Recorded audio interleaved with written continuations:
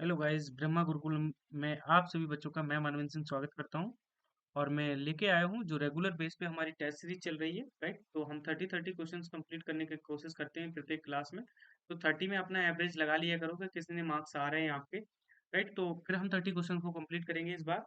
ठीक है, तो देखते हैं 30 क्वेश्चन कंप्लीट करेंगे। क्वेश्चन नंबर 64 63 तक हमने कंप्लीट कर लिया था। ठीक है, भारतीय संविधान के निम्न अनुच्छेदों में से किस एक के अधीन राज्यपाल राष्ट्रपति के विचार के लिए किसी विधेयक को आरक्षित रख सकता है। मतलब, कहने का मतलब कि भारतीय संविधान के जो जितने भी अनुच्छेद हैं उनमें से एक एक के अधीन राज्यपाल हैं जो राष्ट्रपति के विचार के लिए किसी विधेयक को आरक्षित कर सकता है।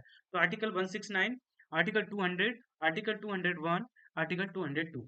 ठीक है, तो आप बताइएगा इसका आंसर। सब लोग कमेंट करते जाएं। स्पेशल बता दिया मैंने, बीपीएससी और यूपीपीसीएस, ये बच्चे इस टेस्ट सीरीज को जरूर ज्वाइन करें। ठीक है, छोटी क्लास रहती है, ज्वाइन कर लिया करें। ज्यादा से ज्यादा क्वेश्चंस आने वाले एग्जाम में बहुत महत्वपूर्ण रहेंगे आपके। ठीक है, हाँ, तो इसका आंसर सभी लोग दें कि भारतीय संविधान के निम्न अनुच्छेदों में से किस एक के अधीन राज्यपाल राष्ट्रपति के विचार के लिए किसी विधेयक को आरक्षित रख सकता है। तो आर्टिकल 169, आर्टिकल 200, आर्टिकल 201, आर्टिकल 202। इसका आंसर है आर्टिकल 200। आर्टिकल 200 के तहत क्या होता है कि राज्यपाल जो होते हैं राष्ट्रपति को के विचार के लिए किसी विधेयक को आरक्षित कर सकते हैं। ठीक है, तो इसका आंसर सभी बच्चों ने दिया है, बिल्कुल एकदम करेक्ट आंसर। इसके बाद चलेंगे हम अगले क्वेश्चन की ओर। अगला क्वेश्चन 65 क्या बोल रहा है? निम्नलिखित में से कौन संवैधानिक प्राधिकरण है? निम्नलिखित में से कौन संवैधानिक प्राधिकरण है? नीचे दिए गए कूट का कूट से ही उत्तर चुनिए। तो निर्वाचन आयोग, राज्य वित्त आयोग, जिला पंचायत या राज्य निर्वाचन अधिकारी। तो ये चार चीजें दे रखी हैं, इसमें से कौन सा संवैधानिक प्राधिकरण है? तो आपको ये चुनना है, तो बताइए आप। और ये ऑप्शन दे रखे हैं। ठीक है, तो इन ऑप्शन में से केवल 1 2 3, केवल 1 3 4, केवल 2 3 4 या 1 2 3 4। बताइए कौन सा आंसर होगा। ठीक है, संवैधानिक प्राधिकरण के अंतर्गत कौन आएगा? हाँ, जल्दी आंसर दीजिए एकदम। बिल्कुल, तो मैं आपको बताना चाहूंगा जो संवैधानिक प्राधिकरण के अंतर्गत जो आएंगे वो आएंगे राज्य के निर्वाचन आयोग, राज्य वित्त आयोग, ठीक है, और जिला पंचायत। ठीक है, ये सब लोग क्या आएंगे? राज्य प्राधिकरण के अंतर्गत आएंगे। और ये चौथा नंबर, राज्य निर्वाचन अधिकारी नहीं आएंगे, ना केंद्र निर्वाचन अधिकारी, ना राज्य निर्वाचन अधिकारी, ये नहीं आएंगे। तो इसका आंसर हो जाएगा 1 2 3। तो option number A is the right answer. Okay, इसके बाद हम अगले क्वेश्चन की ओर चलेंगे। अगला क्वेश्चन क्या बोल रहा है? 66 क्वेश्चन समझने की पूरी कोशिश करिएगा। अगला क्वेश्चन बोला, भारतीय उपमहाद्वीपीय में कृषि के प्राचीनतम साक्ष्य प्राप्त हुए। तो भारतीय उपमहाद्वीप में कृषि के जो प्राचीनतम साक्ष्य प्राप्त हुए वो कहाँ से प्राप्त हुए? तो गोल्डी हवा, लौरा देव या मेहरगढ़ या टोकवा। तो बताइए कहाँ से प्राप्त हुए? बिल्कुल, तो ये जो आंसर है इसका आंसर एकदम स्पीड के साथ क्या बोला है? भारतीय उपमहाद्वीप में। ठीक है, इसको ध्यान से पढ़िएगा कि कृषि के प्राचीनतम साक्ष्य प्राप्त हुए। तो आपको पता है दो जगह से प्राप्त हुए, लेकिन एक जगह का नाम पहले देखो। इस क्वेश्चन के अनुसार इसका जो आंसर होगा वो होगा लौरा देव इज द राइट आंसर। ठीक है, याद रखना। और अगर वैसे पूछा जाए तो मेहरगढ़ हो सकता है, जो कि अब तो बलूचिस्तान के पास पड़ता है। राइट, तो इसका आंसर है वो लौरा देव इज द राइट आंसर। ठीक है, और मेहरगढ़ से भी गेहूं के साक्ष्य प्राप्त हुए थे। ठीक है, ये अप्रोक्स से प्राप्त हुए थे 7,000, हाँ 7,000 के समथिंग। ठीक है, अप्रोक्स। इसके बाद हम अगले क्वेश्चन की ओर चलेंगे। 67 क्या बोल रहा? देखो, मैं डायरेक्ट क्वेश्चन कराने की कोशिश कर रहा हूँ, मैं ज्यादा डिटेल भी नहीं दे रहा हूँ, क्योंकि हमें क्या है, टेस्ट सीरीज लगानी है। तो आप लोग लगाओगे, बताओगे कि हाँ क्या सही है, कितने सही हो रहे हैं। अरे 30 क्वेश्चन का टारगेट रखेंगे, कितने सही निकलते हैं। हड़प्पा सभ्यता की खुदाई में मिले अवशेषों के आधार पर क्या सही नहीं है? राइट, जो मतलब जो हड़प्पा सभ्यता की खुदाई हुई उसमें जो अवशेष मिले हैं उनके आधार पर इन इन तीन में से, ये तीन चीजें दे रखी हैं, इनमें से कौन सा सही नहीं है? सभी तरह के निर्माण कार्य के लिए एक आकार की ईंट का उपयोग किया जाता है था। मुख्यतः सभी घर एक ही मंजिल के बनाए जाते थे। मुख्य सड़कें औसतन 10 मीटर चौड़ी थी। तो इसका आंसर बताना, सभी बच्चे इसका आंसर दें। बिल्कुल आंसर देते जाएं इसका। बहुत बढ़िया, बहुत बढ़िया। बिल्कुल, तो इसका आंसर है कि हाँ, तो नहीं पूछा है। ठीक है, तो नहीं के लिए तो क्या हो जाएगा कि ये सभी तरह के निर्माण कार्य के लिए एक आकार की ईंटों का उपयोग किया जाता था, ये गलत बात है। राइट, कहीं कहीं देखो कई प्रकार की ईंटें प्राप्त हुई हैं, कहीं कहीं एक जैसी भी हैं और कहीं कहीं बहुत अलग अलग भी हैं। तो एक प्रकार की ईंटें या एक एक तरीके की ईंटें नहीं यूज की गई। ठीक है, एक आकार की। फिर दूसरा पॉइंट है, मुख्यतः सभी घर एक मंजिल के, नहीं नहीं नहीं, काफी सीढ़ियां भी प्राप्त हुई हैं, तो उससे ये अंदाजा लगाया जा सकता है कि घर 2 मंजिल का था, मतलब 2 मंजिल के घर भी बनाए जाते थे। तो ये दोनों आंसर गलत हो जाएंगे। ठीक है। और मुख्यतः सड़कें औसतन 10 मीटर की चौड़ी होती थी, ये सही बात है। ठीक है, तो ऑप्शन वो तीसरी बात है वो सही है, बट यहाँ पूछा नहीं, तो नहीं के लिए कौन हो जाएगा, 1 और 2, तो option number A is the right answer. ठीक है।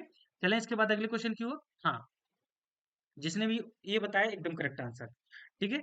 इसके बाद 68 क्वेश्चन क्या बोला है, निम्नलिखित में से कौन से या कौन सा लक्षण सिंधु सभ्यता के लोगों का सही चित्रण प्रस्तुत करते हैं। तो उनके विशाल महल और मंदिर होते होते थे, वे देवी और देवताओं की दोनों की पूजा करते थे, वे युद्ध में घोड़ा द्वारा खींचे गए रथों का प्रयोग करते थे। तो नीचे दिए गए कूट का प्रयोग सही कथनों को चुनिए। तो बताइए, ये 3 कथन दे रखे हैं, इसमें से कौन सही है कि जो सिंधु घाटी सभ्यता के समय लोग क्या करते थे, मैं बड़े विशाल महल और मंदिर होते थे, देवी देवताओं की पूजा करते थे, या युद्ध में घोड़े के द्वारा रथ को खींचे खींचे जाने वाले रथ जो होते थे उनका प्रयोग करते थे। हाँ, तो सभी बच्चे दें एकदम स्पीड के साथ आंसर दें, बिल्कुल।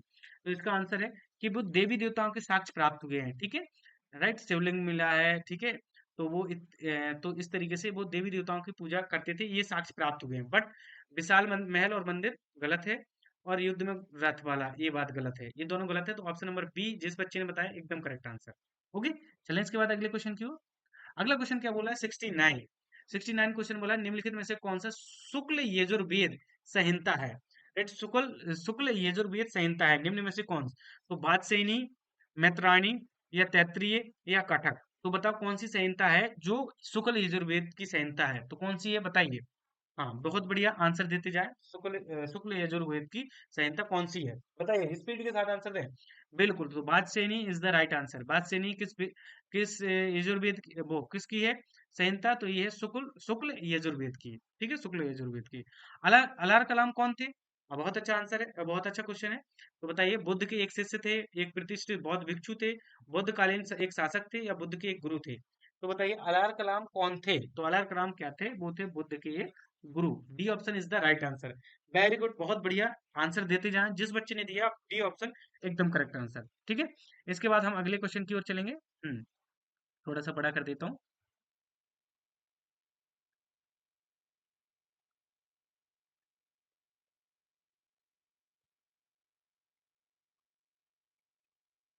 चलिए, 71 क्या क्वेश्चन क्या बोल रहा, कि संसार क्या है, कि संसार अस्थिर है, संसार अस्थिर और क्षणिक है, का निम्न में से किससे संबंध है, बौद्ध से, जैन से, गीता से, वेदांत से। बताइए, संसार अस्थिर और क्षणिक है, ये किस किस मतलब किस से संबंधित है, बौद्ध से, जैन से, गीता से, या वेदांत से। तो हाँ, तो सभी बच्चे बताएं, बिल्कुल। जिसने भी बौद्ध बताया एकदम करेक्ट आंसर। बौद्ध में, तो बौद्ध धर्म में ये बोला गया है कि संसार अस्थिर और क्षणिक है, ये बौद्ध से, ठीक है, संबंधित है। इसके बाद 72 का क्वेश्चन को देखेंगे। 72 क्वेश्चन क्या बोला है, सूची बना, सूची से को क्या करना, सुमेल करना है। ठीक है, तो तीर्थंकर दिए हैं, उनके संज्ञान, तो ये सब ज्यादातर बच्चों को पता होगा। ठीक है ना। हाँ, तो बताइए जल्दी से जल्दी, ये क्वेश्चन जरूर बताएं, जितने बच्चों को पता है वो आंसर जरूर दें। बिल्कुल बिल्कुल बिल्कुल। हाँ, तो पार्श्वनाथ सर्फ बिल्कुल एकदम करेक्ट आंसर। हम्म आदिनाथ वृषभ is the right answer, Mahavir Singh is the right answer, और शांतिनाथ क्या हो जाएंगे, बिल्कुल। हाँ, तो जिसने बताया पार्श्वनाथ सर्फ एकदम करेक्ट आंसर, आदिनाथ वृषभ बिल्कुल, महावीर सिंह बिल्कुल, शांतिनाथ हिरण। ठीक है, तो हिरण कैसी होती, शांत शांत होती ना, तो उनका शांतिनाथ से हो गया। ठीक है, महावीर, वीर, तो सिंह मतलब वीरता जो दिखाते हैं वो सिंह होते हैं, राइट, क्षत्रिय होते हैं, राइट, तो महावीर हो गया सिंह से। ऐसे याद कर लो आप। ठीक है, पार्श्वनाथ सर्फ से, आदिनाथ हो गए वो वृषभ से हो गए, तो ऐसे आपको याद रहेंगे। ठीक है, शांति हिरण से होती है, महावीर क्या होते हैं, एक महावीर वीर होते हैं, सिंह, मतलब ऐसे याद करने का एक मेथड है जिससे आपको जल्दी याद हो जाएंगे। ठीक है, तो ये जिसने भी डी ऑप्शन बताया इन बच्चों में से वो एकदम करेक्ट आंसर है। ठीक है, जैसे मैंने लगवाए, एक बार आप देख लें, और आपको आपको बन गए होंगे ज्यादातर बच्चों को, क्योंकि आप ये जब अच्छी तैयारी होगी सभी बच्चों की, मुझे लगता है। इसके बाद 73 क्या बोल रहा, महाजनपद योग के 16 जनपदों के नाम बौद्ध साहित्य के प्राह उल्लेखित मिलते हैं।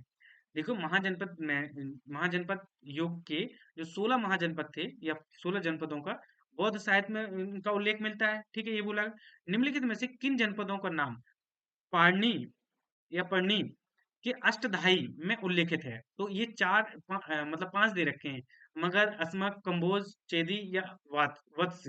तो इनका पर्णी के जो अष्टधाई है उसमें किन का उल्लेख मिलता है? तो ये आंसर बताना है। हाँ, बताइए सभी बच्चे। बिल्कुल आंसर दीजिए। हाँ, मैं वेट कर रहा हूँ सभी बच्चों का आंसर। हाँ, बिल्कुल। तो ये देखो, पर्णी के अष्टधाई में, पाणि के अष्टधाई में किसका उल्लेख मिलता है? तो मगध का मिलता है, अस्मक का मिलता है, ठीक है, और कंबोज का मिलता है। ठीक है, तो इन तीनों का मिलता है, कंबोज का, अस्मक का और मगध का। तो ए, बी और सी इन तीनों का मिलता है। तो ए, बी, सी किसमें? Option number A is the right answer. ठीक है, याद रखना। बिल्कुल। इसके बाद कथन 74 क्वेश्चन करेंगे। कथन दिया है, कारण दे रखा। कथन क्या बोल रहा है? अशोक ने कलिंग को मौर्य साम्राज्य में जोड़ लिया। बिल्कुल। कारण क्या बोला? कलिंग दक्षिण भारत को जाने वाले स्थलीय एवं समुद्री मार्गों को नियंत्रित करता था। ठीक है, सही उत्तर का चुनाव करके, कूट का प्रयोग करके सही उत्तर चुनना है। तो इसका जो आंसर होगा वो क्या होगा कि देखो, कलिंग को किसने, अशोक ने जीत के क्या किया था? अपने साम्राज्य में जोड़ लिया था। और जो कलिंग दक्षिण भारत में जाने वाले स्थलीय और समुद्री मार्गों का एक नियंत्रित भी करता था। ठीक है, तो बिल्कुल एक कथन और कारण दोनों सही है, और व्याख्या भी एकदम करेक्ट आंसर, करेक्ट कर रहे हैं। तो एकदम ये option is the right answer. बिल्कुल स्पीड के साथ करा रहा हूँ। अगर दिक्कत हो रही हो तो कमेंट जरूर कर दें। ठीक है, ये नहीं कि कमेंट आपको करोगे बहुत स्पीड में पढ़ा रहे। मतलब कमेंट जरूर करो, तब मैं स्लो भी कर दूंगा। मैं इसलिए करा रहा हूँ कि हम टेस्ट सीरीज कर रहे हैं, राइट। हमें क्या है कि आंसर, क्वेश्चन देख के आंसर, हमारा टाइम भी हमें बचाना है ना। हम पेपर उठाएं, स्पीड में करते चलें। रेशम बुनकरों की श्रेणी की जानकारी निम्नलिखित में से किस शिलालेख में मिलती है? बताइए। जो रेशम बुनकर हैं, उन की श्रेणी की जानकारी निम्नलिखित में से किस शिलालेख में मिलती है? दसपुर शिलालेख में, प्रयाग में, या एरन में, या हंती गुफा में? तो भैया ये जो मिलती है 75 क्वेश्चन में, रेशम बुनकर की श्रेणी की जानकारी कौन से शिलालेख में मिलती है? तो वो मिलती है दसपुर शिलालेख में। उनकी जानकारी मिलती है किस में मिलती है? दसपुर शिलालेख में। ओके, चलें, सॉरी। इसके बाद हम आगे क्वेश्चन देखेंगे 76। बिल्कुल 76 क्या बोल रहा? मेडिवल का आ गया। ठीक है। मोहम्मद गौरी के किस दास, क्या बोला? मोहम्मद गौरी के किस दास ने बंगाल एवं बिहार पर विजय प्राप्त की? कुतुबुद्दीन ऐबक, इल्तुतमिश, बख्तियार खिलजी या इल्दोज? तो मैं बताना चाहूँ, मोहम्मद गौरी का दास कौन था और जिसने बंगाल और बिहार दोनों जगह विजय प्राप्त की थी? तो वो थे बख्तियार खिलजी। ठीक है, Bakhtiyar Khilji is the right answer. Bakhtiyar Khilji, C option जिस बच्चे ने बताया, देखो अगर दिमाग में भी सोचा तो बहुत बढ़िया। और अपने हिसाब से सोच लिया करें और कमेंट बॉक्स में बताया करें अंत में कि मेरे 23 क्वेश्चंस में 20 सही है, 25 सही है, राइट, 28 सही है, 27, जितने भी सही हो जरूर कमेंट करें। ठीक है। अब इसके बाद अगले क्वेश्चन को 77 क्या बोला है? निम्नलिखित कथनों पर विचार करना। ठीक है, क्वेश्चन को पढ़ेंगे। ठीक है, दिख तो रही होगा। हम्म। इल्तुतमिश के शासनकाल में चंगेज खां भगोड़े ख्वारिज्म युराज की खोज में सिंधु नदी तक पहुंचा था। ठीक है। फिर दूसरा पॉइंट बोल रहा है, पहला हो गया। मोहम्मद बिन तुगलक के शासनकाल में तैमूर ने मुल्तान पर अधिकार किया था, सिंधु नदी पार कर अधिकार किया था और सिंधु नदी पार की थी। तीसरी पॉइंट बोला, विजयनगर साम्राज्य के देव राय द्वितीय के शासनकाल में वास्को डी गामा केरल के तट पर पहुंचा था। तो ये 3 पॉइंट दे रखे हैं, इसमें से कौन से सही है, हमें ये बताना है। ठीक है, तो आप लोग सब लोग बताएंगे कि इसमें से कौन सा सही है। हाँ, बताइए। तो 77 का आंसर दें सभी बच्चे। बिल्कुल। हाँ, देते जाएं सभी बच्चे आंसर। बिल्कुल बिल्कुल। तो इसमें क्या है कि देखो, विजयनगर साम्राज्य में देवराज द्वितीय के शासनकाल में वास्को डी गामा नहीं आया था, ये गलत है। मोहम्मद बिन तुगलक के शासनकाल में तैमूर ने, ये भी गलत है। और इल्तुतमिश के शासनकाल में चंगेज चंगेज खां भगोड़े ख्वारिज्म युवराज की खोज में सिंधु नदी तक पहुंचा था, ये बिल्कुल सही है। ऑप्शन नंबर ए, वो पहला पॉइंट सही है, तो option number A is the right answer, केवल वन। ठीक है, याद रखिएगा। इसके बाद हम आगे चलेंगे। किस सुल्तान के काल में खालिसा भूमि, क्या किस सुल्तान के काल में खालिसा भूमि अधिक पैमाने में विकसित हुई? गयासुद्दीन बलबन, अलाउद्दीन खिलजी, मोहम्मद बिन तुगलक या फिरोज शाह तुगलक? बताइए, कौन सा सुल्तान था जिसमें खालिसा भूमि अधिक पैमाने पर में विकसित हुई? जो खालिसा भूमि है वो अधिक पैमाने पर विकसित हुई, तो किस सुल्तान के कार्यकाल में? ठीक है, बताइए। हाँ, बिल्कुल। तो ये हुई थी Alauddin Khilji is the right answer. ठीक है, किसके काल में हुई थी? अलाउद्दीन खिलजी, बिल्कुल एकदम करेक्ट आंसर। ठीक है, इसके बाद हम अगले अगले क्वेश्चन की ओर चलेंगे। मध्यकालीन भारतीय राजाओं के संदर्भ में निम्नलिखित में से कौन सा कथन सही है? अलाउद्दीन खिलजी ने पहले एक अलग आर्य विभाग स्थापित किया था? ठीक है, उसने कहा मध्यकालीन भारतीय राजाओं के संदर्भ में निम्नलिखित में से कौन सा कथन सही है? जो मेडिवल राजा थे, मध्यकालीन भारतीय भारतीय राजाओं के संदर्भ में कौन से पॉइंट सही है? तो पहला पॉइंट क्या बोला? अलाउद्दीन खिलजी ने पहले एक अलग आर्य विभाग स्थापित किया था। बलबन ने अपनी सेना के घोड़ों को दागने की पद्धति शुरू की थी। मोहम्मद बिन तुगलक के बाद दिल्ली की गद्दी पर उसके चाचा बैठे थे। फिरोज शाह तुगलक के ने गुलामों का एक अलग विभाग स्थापित किया था। तो ये 4 पॉइंट दिए, इसको बताना है कि इसमें से कौन सा सही है। ठीक है? तो आप लोग बताएंगे तो हाँ, तो मैं यहाँ बताना चाहूंगा कि जो अलाउद्दीन खिलजी वाला पॉइंट है ये सही गलत है। अलग खारिज विभाग स्थापित किया था, नहीं किया था। ठीक है, बलबन ने अपनी सेना घोड़े दागने, ये भी गलत है, बलबन ने नहीं किया था, ये अलाउद्दीन खिलजी ने किया था घोड़े दागने की प्रथा। मोहम्मद बिन तुगलक ने दिल्ली की गद्दी पर अपने चाचा को नहीं बिठाया था। ठीक है, तो ये भी गलत है। ठीक है, ये तीनों पॉइंट गलत है। फिरोज शाह तुगलक ने गुलामों का एक अलग विभाग स्थापित किया था, एकदम करेक्ट आंसर। बी ऑप्शन एकदम करेक्ट आंसर। ठीक है, समझ गए? हाँ। इसके बाद कृष्ण, अगला क्वेश्चन है, कृष्णदेव राय या कृष्णदेव राय द्वारा निम्नलिखित किस कवि को आंध्र कविता पितामह की उपाधि दी गई? ठीक है, अगर कृष्णदेव राय द्वारा किस कवि को आंध्र कविता पितामह की उपाधि दी गई? तो अलसनी सानी पेंडना, भट्टमूर्ति, पिलानी रामकृष्ण या पिंगली सुरन्ना? तो बताइए किसको मिली थी? किसको आंध्र आंध्र कविता पितामह की उपाधि जो कृष्णदेव राय द्वारा दी गई थी? तो वो थे अलसानी पेडना, अलसानी को मिली थी। ठीक है, याद रखना। Okay, option number A is the right answer. अगला क्वेश्चन है, निम्नलिखित में से 81 क्या बोला? निम्नलिखित में से कौन भूमि उत्पाद पर लगने वाले कर को इंगित करता है? राइट, निम्नलिखित में से कौन भूमि उत्पाद पर लगने वाले कर को इंगित करता है? ठीक है, तो इसमें से बताना है खराज, खुम्स, उर्स या मुतकई। बताइए, तो इसमें से कौन सा है जो भूमि उत्पाद पर लगने वाले कर को इंगित करता है? इन चार में से विकल्प ये चार दे रखे हैं, इन चार में से कौन कौन भूमि कर से रिलेटेड है? हाँ, भूमि उत्पाद से रिलेटेड है, तो बताइए। हाँ, बताइए। हाँ, कमेंट में बॉक्स में जल्दी से आंसर देते जाएं। बिल्कुल बिल्कुल, बहुत बढ़िया बहुत बढ़िया। हम्म, तो मैं आपको बताना चाहूंगा कि देखो, खराज है, ये भूमि कर है। ठीक है, भूमि उत्पाद पर लगने वाला इंगित कर है। ठीक है, इसके बाद उस्र है, ये भी है, और मुतकई, ठीक है, ये भी है। ये तीनों तीनों क्या है? ये तीनों किस पे? भूमि उत्पाद पे लगने वाले कर हैं। ठीक है, इसके बाद खुम्स क्या है? खुम्स एक धार्मिक कर है। कैसे है? ये एक धार्मिक कर है। ठीक है, याद रखना। ठीक है, तो ऑप्शन नंबर डी जिसने बताया एकदम करेक्ट आंसर। ठीक है, याद रखिएगा। अगला क्वेश्चन है, शेरशाह ने अपनी वीरता शेरशाह को शेरशाह को अपनी वीरता से प्रभावित करने वाले जैता और कुंपा कौन कौन? जैनता और कुंपा, ये दो लोग थे। कुंपा किस स्थान से संबंधित थे? राइट, इसने इन्होंने इन दोनों ने अपनी वीरता से शेरशाह को प्रभावित किया था। और वो कहाँ से थे? तो वो मारवाड़ से थे। कहाँ से थे? मारवाड़। कहाँ से थे? मारवाड़ से थे, याद रखना। ठीक है, क्षत्रिय थे मारवाड़ के, तो मारवाड़ से थे। ठीक है, इतना समझ गए? इसके बाद हम अगले क्वेश्चन की ओर चलेंगे।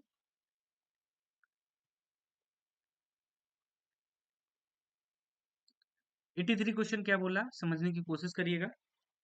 83 बोला कि भैया अकबर के शासनकाल की निम्नलिखित घटनाओं को काल क्रमानुसार व्यवस्थित करना है। राइट, तो जो अकबर की जो शासन काल में जो भी घटनाएं हुई हैं उनको क्रम में व्यवस्थित करना। ठीक है, तो जजिया की समाप्ति, इबादत का निर्माण, मजहर का हस्ताक्षर, दीन इलाही की स्थापना। बताइए इसका आंसर दें, जल्दी से जल्दी आंसर। बिल्कुल एकदम, कि अकबर के शासनकाल में निम्नलिखित घटनाओं को क्रम में एकदम करना है। तो क्रम करके बताइए कि कौन पहले हुआ था, कौन बाद में हुआ था। हम्म, बिल्कुल। तो देखो, सबसे पहले इनमें से कौन था? जजिया कर। ठीक है, इसके बाद इबादत खाना का निर्माण, ये भी दूसरे स्थान पे था, जजिया कर के बाद ही था। फिर इसके बाद मजहर पर हस्ताक्षर, ये तीसरे नंबर पे था, ये भी सही है। और दीन इलाही की स्थापना, ये चौथे स्थान अंत में थी। ठीक है, तो ये लाइन से है 1 2 3 4, जिसने भी ऑप्शन नंबर ए बताया एकदम करेक्ट आंसर। ठीक है, इसके बाद चले हम अगले क्वेश्चन की ओर। सूचीबद्ध को सूची सेकंड से सुमेलित कीजिए। ठीक है, सूचियों के नीचे दिए गए कोड का सही उत्तर चुनना है। सूचीबद्ध में अधिकारी दिए हैं और उनके कर्तव्य दे रखे हैं। ठीक है, तो भाई दीवान ए तन का कर्तव्य क्या था? ठीक है, तो सबके कर्तव्य हैं, इनको मिलान करना है। ठीक है, तो मैं ऑप्शन भी दिखा देता हूँ कि वो ऑप्शन देखेंगे तभी आप आंसर बता पाएंगे। दिख रहा होगा ना? हाँ, 84। देखिए, तो हाँ, सब लोग बताइए इसका आंसर, एकदम करेक्ट आंसर बताइए। हम्म। बिल्कुल, दीवान तन क्या होगा? दीवान तन जो है वो एक जागीर व वेतन को देखते थे। ठीक है, दीवान तन क्या करते थे? वो जागीर और वेतन को देखते थे। ओके, तो क्योंकि ये हो गया। इसके बाद, उसके बाद, हाँ, मुस्तारफी। ठीक है, मुस्तरफी क्या, मुस्तरफी क्या थे? तो ये थे राज्य के आय व्यय का निरीक्षण। ठीक है, और मुशरिफ, तो मुशरिफ क्या थे? ठीक है, तो ये थे कार्यालय को संभालने के लिए। हाँ, और बकियान निबिस कौन थे? ये प्रमुख घटनाओं और फरमानों की सूचीबद्ध करने के लिए। तो याद कर लीजिएगा इसको, इसका जिसने भी आंसर दिया है ऑप्शन नंबर बी वो करेक्ट आंसर है। ठीक है, याद रखिएगा। दीवाने तन क्या थे? जागीर, जागीर व वेतन को देखने वाले, एक एक करके। मुस्तरफी कौन कौन थे? वो राज के जो आय व्यय हो रहा, ठीक है, मुस्तरफी वो थे जो राज का आय व्यय हो रहा उसे देखने के लिए। मुशरिफ कौन थे? वो थे कार्यालय को संभालने के लिए। ठीक है, मतलब, और इसके बाद डी ऑप्शन है बाकिया, बाकियान बिस, ये थे प्रमुख घटनाओं को और फरमानों को सूचीबद्ध करते थे, बाकियान बिस। ठीक है, तो option number B is the right answer. चले इसके बाद अगले क्वेश्चन की ओर, अगला क्वेश्चन देखेंगे। सूची वन को सूची सेकंड से सुमेलित करना है। ठीक है, खोजकर्ता है, जन्म स्थान है। ठीक है, खोजकर्ता हूँ, जन्म स्थान। तो देखो, पुर्तगाल दे रखा, यूनाइटेड किंगडम देता है, इटली दे रखा, फ्रांस दे रखा, और कोलंबस का नाम दे रखा, क्रिस्टोफर कोलंबस। दूसरा कटियर का नाम दे रखा, तीसरा फ्रांसिस ड्रैक का नाम दे रखा, और चौथा मैगलन। तो सबसे पहले इसका मिलान करिए, करने की कोशिश करिएगा, सभी बच्चे करें इसका मिलान।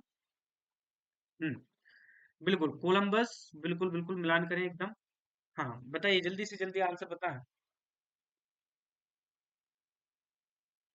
बिल्कुल, सॉरी, क्रिस्टोफर कोलंबस है वो इटली।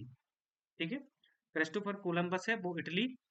इसके बाद जैक्स कर्टियर है, वो क्या हो जाएगा? वो फ्रांस। कर्टियर कहाँ के थे? फ्रांस के थे। और कोलंबस कहाँ के थे? इटली के। Christopher Columbus. मैगलन लगा सकते हैं आप पुर्तगाल, और ड्रैक को लगा सकते हैं यूके, यूनाइटेड किंगडम। तो इसका आंसर क्या हो जाएगा? इसका आंसर हो जाएगा option number A is the right answer. Okay, समझे? इसके बाद हम आगे चलें, देखते हैं आपके 30 क्वेश्चन में कितने सही निकलते हैं। मुझे कमेंट बॉक्स में जरूर बताएं जो जो देख रहे हैं क्लास। ठीक है, 86 क्वेश्चन क्या बोल रहा है? 86 बोला है, निम्नलिखित में से कौन सा प्रथम यूरोपियन व्यक्ति था जिसने भू क्षेत्र अर्जित करने के उद्देश्य से भारतीय राजाओं के झगड़ों में भाग लेने की नीति आरंभ की थी? ठीक है, तो ऐसा कौन सा यूरोपीय व्यक्ति था जिसने भू क्षेत्र को अर्जित करने के उद्देश्य से भारतीय राजाओं के झगड़ों में भाग लेने की नीति आरंभ की थी? तो वो कौन थे, बताइए। बिल्कुल, तो उसमें ऑप्शन दे रखा, क्लाइव, टुप्ले, अल्बुकर्क या वॉरेन हास्टिंग। तो जल्दी से जल्दी इसका आंसर दें सभी बच्चे। बिल्कुल, तो Dupleix is the right answer. Dupleix थे जिन्होंने भू क्षेत्र अर्जित करने के लिए उन्होंने भारतीय राजाओं के झगड़ों में आना स्टार्ट कर दिया था। ठीक है, तो Dupleix is the right answer, याद रखें। इसके बाद हम 87 का क्वेश्चन देखेंगे। 87 क्या बोल रहा है? अमृतसर की संधि महाराजा रणजीत सिंह, राइट, के बीच संपन्न हुई। लॉर्ड कॉर्नवालिस के बीच, महाराजा रणजीत सिंह और किसके बीच? और डलहौजी, हैंस्टिंग या मिंटो, किसके बीच हुई थी बताओ?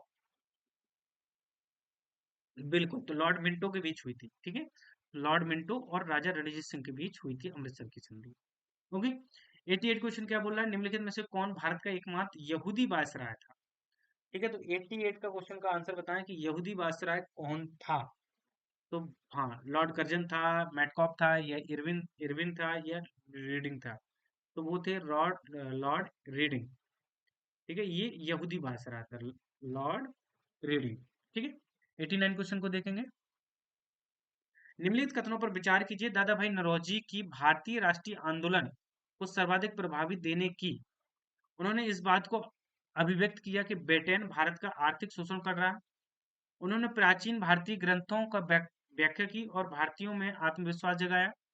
उन्होंने सभी सामाजिक बुराइयों का निराकरण की आवश्यकता को सरपरी जोर दिया। मतलब कहने का मतलब है कि दादा भाई नौरोजी की जो भारतीय राष्ट्रीय आंदोलन को सर्वाधिक प्रभावित देने देन थी कि मतलब उन्होंने जो राष्ट्रीय आंदोलन थे उनको मतलब क्या ऐसा किया था कि जो सबसे ज्यादा प्रभावी बना था।